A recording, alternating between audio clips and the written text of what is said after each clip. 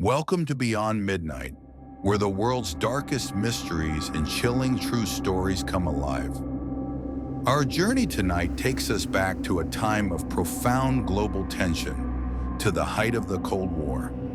The Soviet Union, a vast and enigmatic land, was shrouded in secrecy, its military and government operating in the shadows. This was a place where information was a weapon, and truths were often buried for the so-called good of the state. It is into this world of hidden agendas that we must venture to a frozen landscape deep in the Ural Mountains, a place known to the indigenous Mansi people by a name that sends a chill down the spine: Kholat, the Mountain of the Dead. This is the story of 9 young lives, a blizzard of white snow, and a dark mystery that has festered for more than 60 years.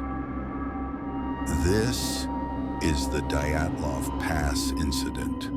In January of 1959, a group of 10 spirited adventurers gathered for what they called the expedition of a lifetime. They were all students from the Ural Polytechnical Institute, men and women in their early 20s who longed for both knowledge and adventure. Their mission was ambitious: a high-stakes skiing trek through one of the most unforgiving regions of Russia, one that would earn them the highest Soviet hiking certification.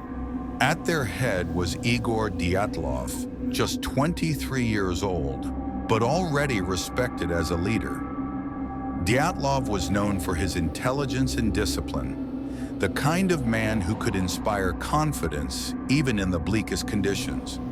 With him were 2 women, Zinaida Kolmogorova, whose bright spirit lit up the group, and Lyudmila Dubinina, outspoken and fiercely determined. Alongside them were 6 other men, each with their own stories, their own dreams. There was Yuri Krivonishenko, tall and athletic, often the joker of the group. Rustem Slobodin, thoughtful with a quiet strength. Alexander Kolevatov, who carried books in his pack and a scientist's curiosity in his heart.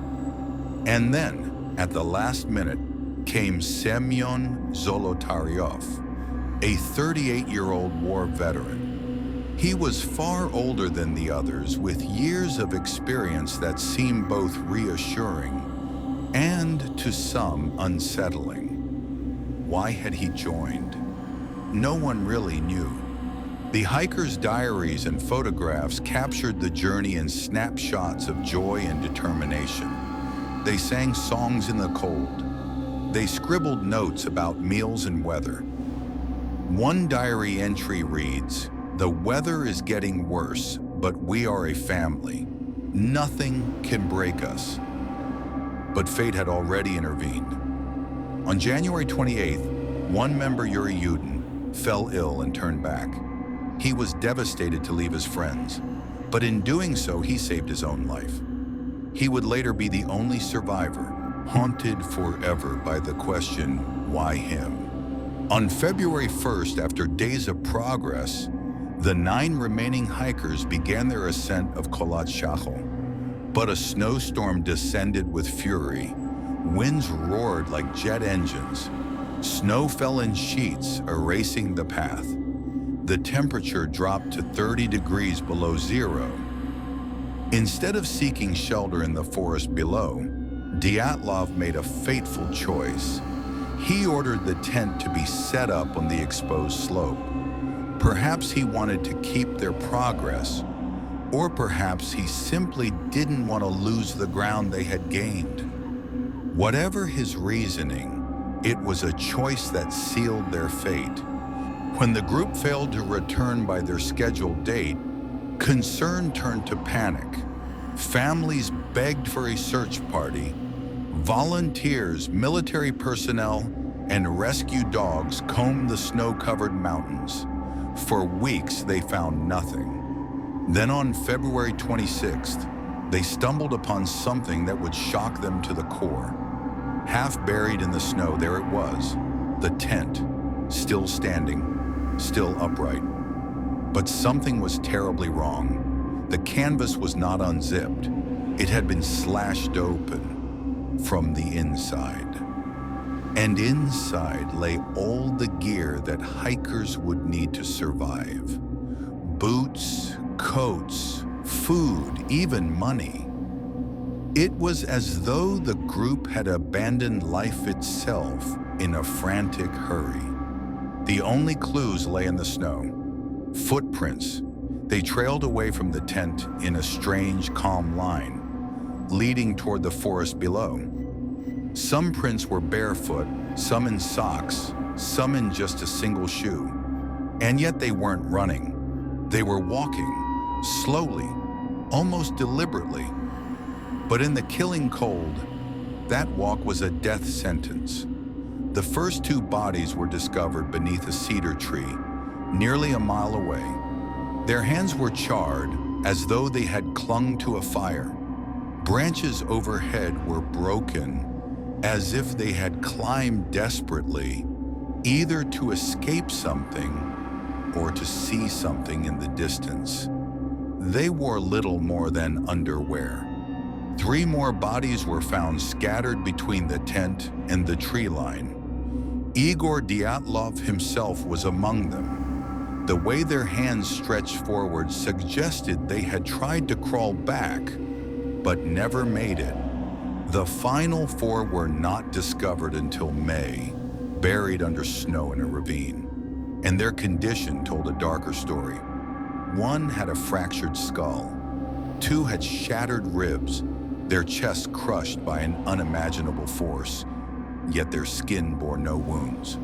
And Lyudmila, her body was missing eyes, missing a tongue. Autopsies stunned investigators.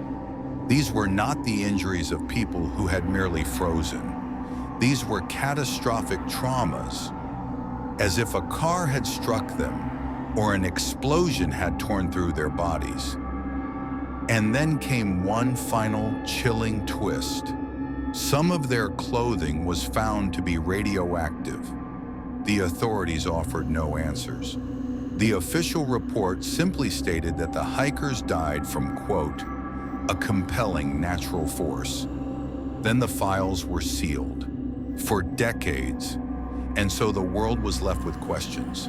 Some pointed to an avalanche, arguing the hikers heard the rumble and fled, only to succumb to the cold, but rescuers found no signs of one. Others suggested infrasound, the eerie, low-frequency vibrations produced by wind, which can induce panic, hallucinations, and irrational flight. Perhaps the group fled in terror, not even knowing why. But that doesn't explain the injuries. Another theory is far darker, that the hikers stumbled upon a secret Soviet weapons test. Radiation, crushing injuries. A government eager to bury the case. Could they have witnessed something they were never meant to see? Then there are the stranger ideas. Locals reported glowing orbs in the sky that very night. Were they experimental flares or something not of this world? Some whisper that the hikers encountered a creature, perhaps even the legendary Russian Yeti. The sheer force required to shatter ribs without leaving a mark seems almost inhuman. Skeptics, of course, look for earthly answers. They argue that hypothermia led to paradoxical UN dressing, explaining the lack of clothing. They suggest scavengers may have taken the eyes and tongue. That radiation traces could have come from the lab equipment the hikers used back at their institute. But even when you stack these explanations together, they don't quite form a complete picture. And so the Dyatlov Pass incident lingers, a puzzle frozen in snow and silence. Today, hikers still journey to that slope, now named for Igor Dyatlov himself. They leave flowers, take photographs, and walk the same path. Many say the mountain carries an eerie stillness, as if time itself holds its breath. The recovered photos still exist, smiling faces around a fire, skis propped against the snow, journals filled with plans for the days ahead. And one diary entry, almost playful, reads, "We now know that snowmen exist. Was it just a joke or something more?" The truth remains buried beneath decades of secrecy and snow. Were those 9 young adventurers the victims of a storm, a weapon, a creature, or something we still cannot comprehend? The Mountain of the Dead still whispers its secrets, and perhaps it always will. This has been Beyond Midnight. If you enjoyed tonight's story, make sure to like, share, and subscribe, because there are countless more chilling tales waiting for you. And tell us in the comments, what do you think really happened at Dyatlov Pass? Until next time, keep your eyes open, and remember, the darkest mysteries often hide in plain sight, especially after midnight.